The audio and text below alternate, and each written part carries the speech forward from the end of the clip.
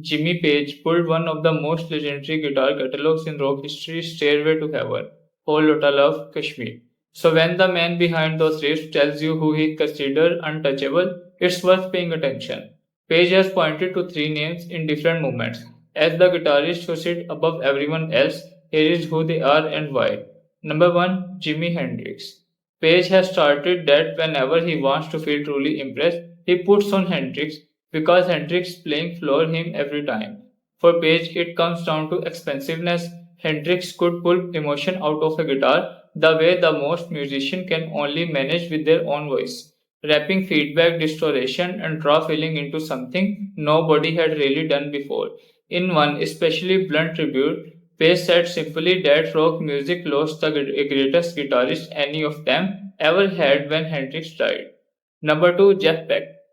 This one's personal. Page and Beck were childhood friends who both came up through the same West London scene and even played together in the Yardbirds. Page has said that when Beck is fully locked in, nobody touches him. What set Beck apart was not raw power, it was control. His legato phrasing and use of the whammy bar turned the guitar into something closer to the singing voice, with the sweetness that other players simply could not replicate. No matter how hard they tried, it's exactly why musician has called Beck the guitarist of guitars.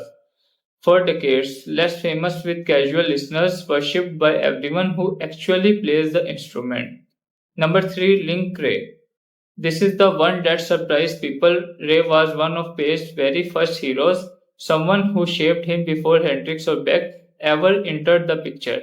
Page has described first hearing Ray's instrumental rumble on a jukebox at 14 years old and being completely floored at its attitude and mystery.